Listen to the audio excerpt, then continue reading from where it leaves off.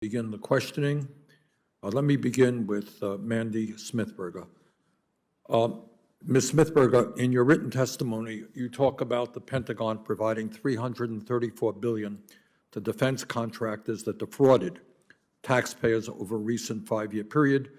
You talk about defense contractors being found guilty of price gouging, providing poor quality goods and services, and improperly disseminating sensitive military information.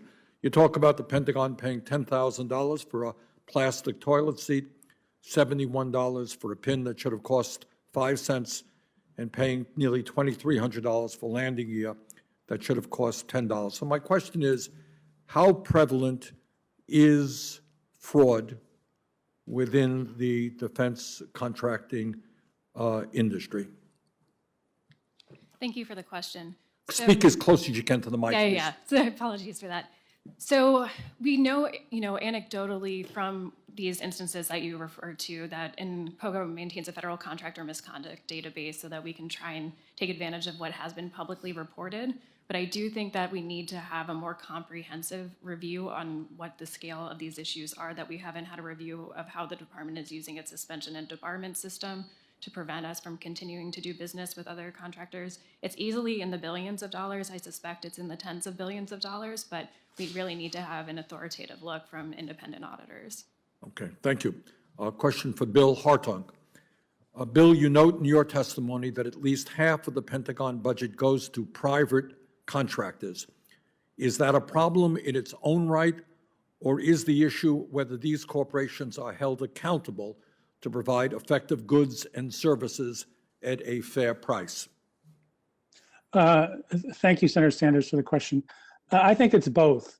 When you have 5 companies getting $150 billion, about 20% of the Pentagon budget, it gives them immense bargaining power over the Pentagon. And you see examples like the new ICBM, where it was a sole source contract because Boeing pulled out of the competition with Northrop Grumman, because Northrop Grumman was allowed to purchase the biggest producer of solid rocket motors for ICBMs. And Boeing said, well, this was the end of it. We can't compete on this basis.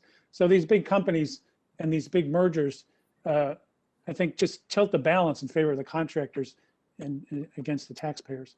Then, of course, there's many measures that should be taken, as Ms. Smithberger has noted in her testimony, including empowering contracting officers to challenge bogus pricing.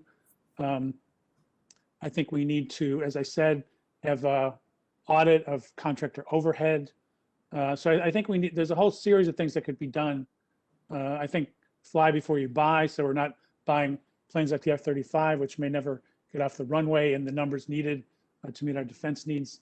So I think it's a combination of certainly not letting any more mergers happen, maybe looking at reducing and taking apart some of the prior ones, and then much more rigorous oversight.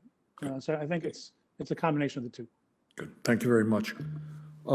Larry, you work for the Defense Department under President Reagan. Is that correct? That's correct, yes. All right. And the bottom line question here, I think, is all of us want a strong defense. Senator Graham says it's a dangerous world. It is a dangerous world. But just spending huge amounts of money does not make our military more effective. We could be wasting huge amounts of money, making it less effective, in fact. So my question to you is a very simple one. You mentioned during the Reagan years, actually, defense spending was cut. Do you believe that given the enormous problems facing our country in terms of infrastructure and poverty and healthcare, et cetera, do you believe that we can maintain the kind of strong military that we need, and yet that we can cut defense spending? Very definitely, I do, because basically, no matter how much you spend on defense, you can't buy perfect security, always going to make choices. And so therefore, my experience in government and out of government, I wrote my doctoral dissertation on the role of the military in the defense budget process, basically is you do the best you can with the number that you have.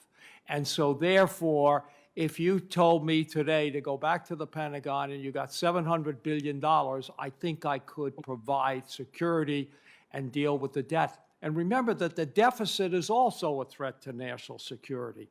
And so therefore, if you're cutting defense to help deal with the deficit, you're actually improving national security. So I think that there's no magic number. This number is historically high.